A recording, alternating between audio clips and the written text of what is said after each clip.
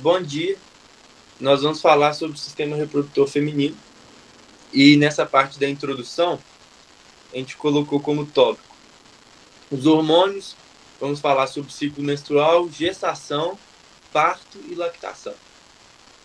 Então eu vou começar falando sobre a fisiologia endócrina, né? Sobre os hormônios. A fisiologia endócrina do sistema reprodutor feminino, ela é controlada por um eixo que é chamado de um sistema, né, que é chamado de eixo hipotálamo hipófise ovário. Esse eixo ele funciona como uma linha de comunicação entre o hipotálamo, a hipófise e os ovários. E cada um deles tem um papel para manter o ciclo menstrual e a preparação do corpo da mulher para uma possível gravidez. Como que esse eixo funciona?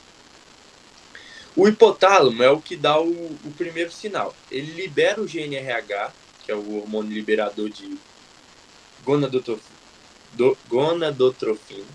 Esse hormônio chega até a hipófise, e a hipófise libera dois outros hormônios, que é o FSH e o LH. Esses dois hormônios vão agir nos ovários, o FSH e o LH.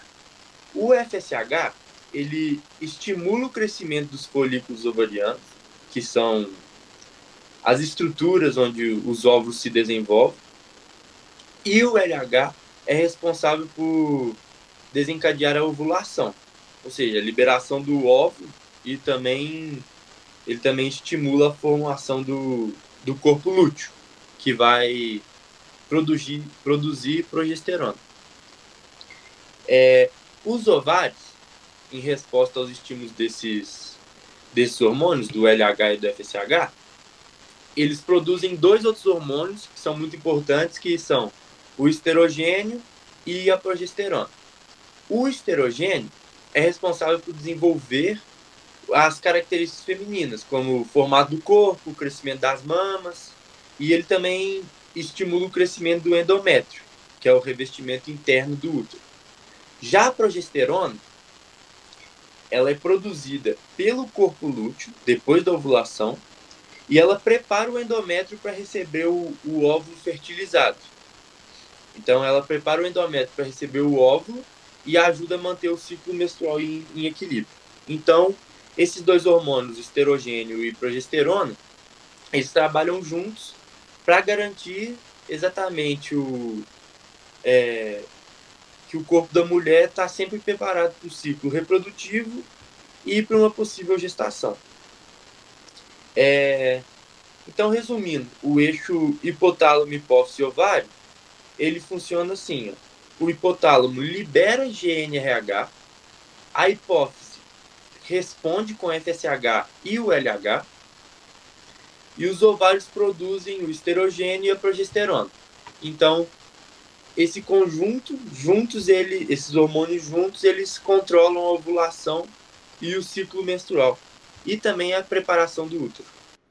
Gente, agora eu vou falar para vocês um pouco sobre o ciclo menstrual, que é basicamente quando o corpo da mulher se prepara todo mês para uma possível gravidez. E quando não tem essa gravidez, quando não tem a fecundação, acontece a menstruação. Então, o ciclo menstrual ele dura 28 dias aproximadamente, podendo variar de 21 até 35 dias. E ele é dividido em três fases, que é a fase folicular, a fase da ovulação e a fase lútea. Então, se dá início quando acontece o aumento de FSH. E o FSH, ele estimula o desenvolvimento do folículo, que é a cúpulazinha onde armazena o ovócito, e também libera o estrogênio. E na medida que vai recebendo FSH, ela vai crescendo. E quanto mais o folículo cresce, mais ele libera estradiol. Quando ele atinge o tamanho máximo folicular, ele também atinge o pico de estradiol. E dentro disso precisa acontecer o feedback, que no caso é o negativo. Então, subindo o estradiol, a hipófise vai e para de liberar o FSH, provocando agora também o pico do LH, que é o hormônio luteinizante. E com esse pico do LH, acontece o rompimento do folículo, que é o que a gente conhece e chama de ovulação. Pode passar os slides.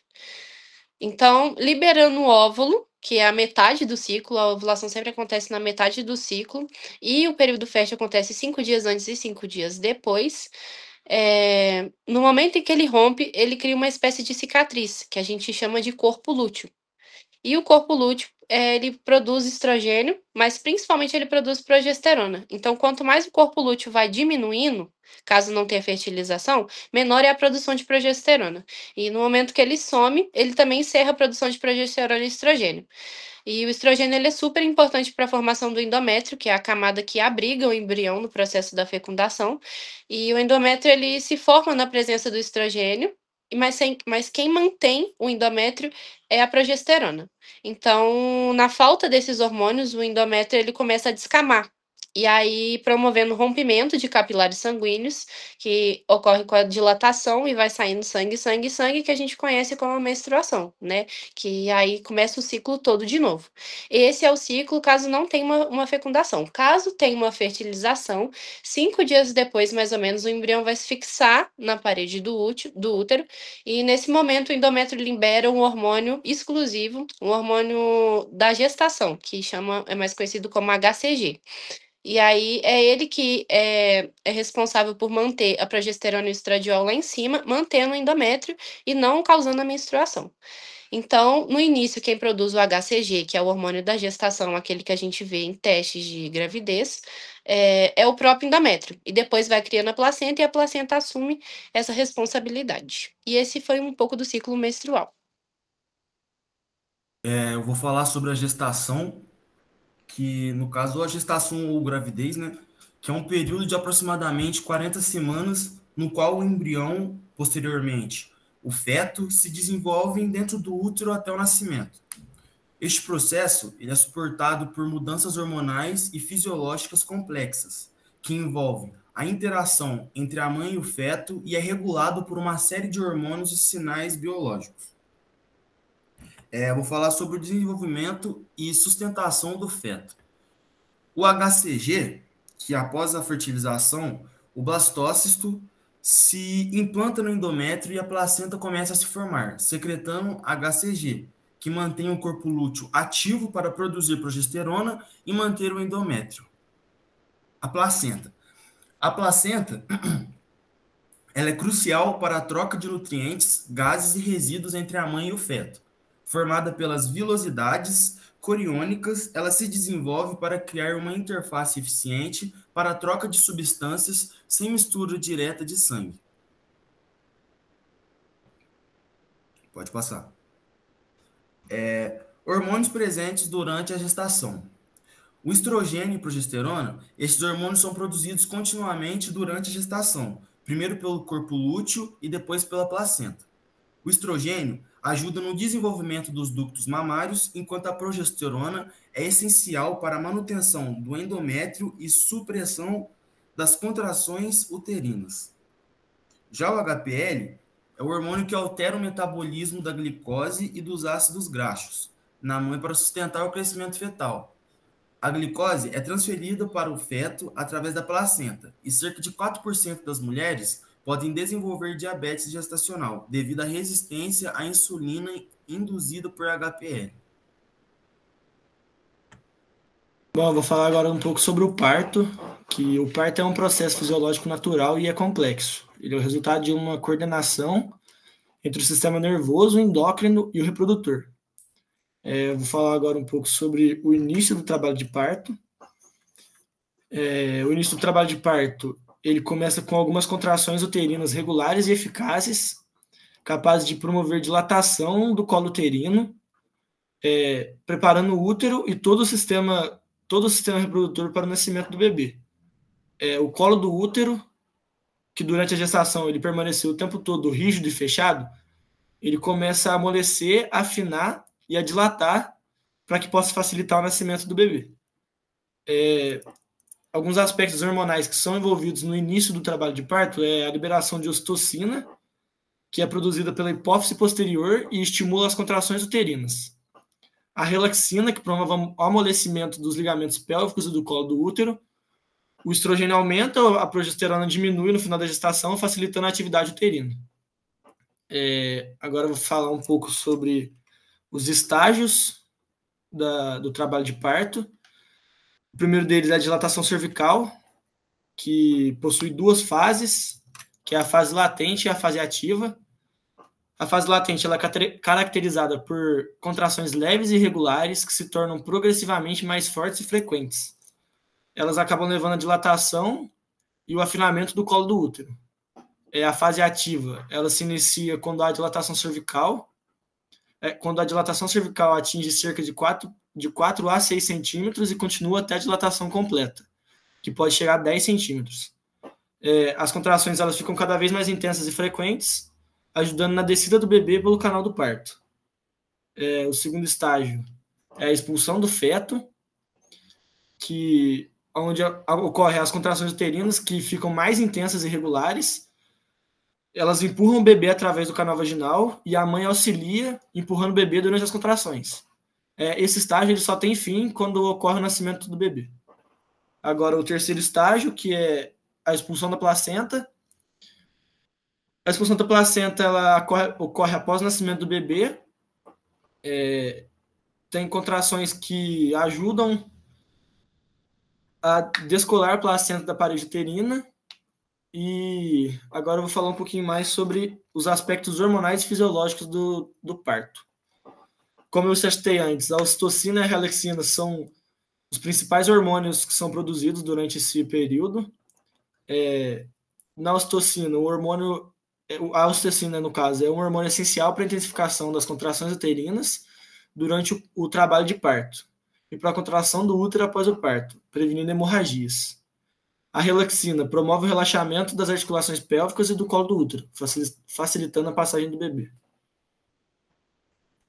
Oi, gente. Agora eu vou falar um pouco sobre a lactação. A lactação é o processo de produção e secreção do leite pelas glândulas mamárias, fundamental para a nutrição do recém-nascido. Esse processo é regulado por uma série de eventos hormonais iniciados durante a gravidez e mantidos até após o parto. Pode passar o slide. Durante a gravidez, os níveis elevados de estrogênio e progesterona promovem o desenvolvimento dos ductos e dos lóbulos mamários. Esses hormônios, junto com o hormônio lactogênio placentário, preparam as mamas para a produção de leite. Agora eu vou falar um pouco sobre os principais hormônios. A prolactina, que é o principal hormônio que estimula a produção de leite, e ela é produzida pela hipófise anterior, e a prolactina ela é o principal hormônio que estimula a produção de leite, e ela é produzida pela hipófise anterior.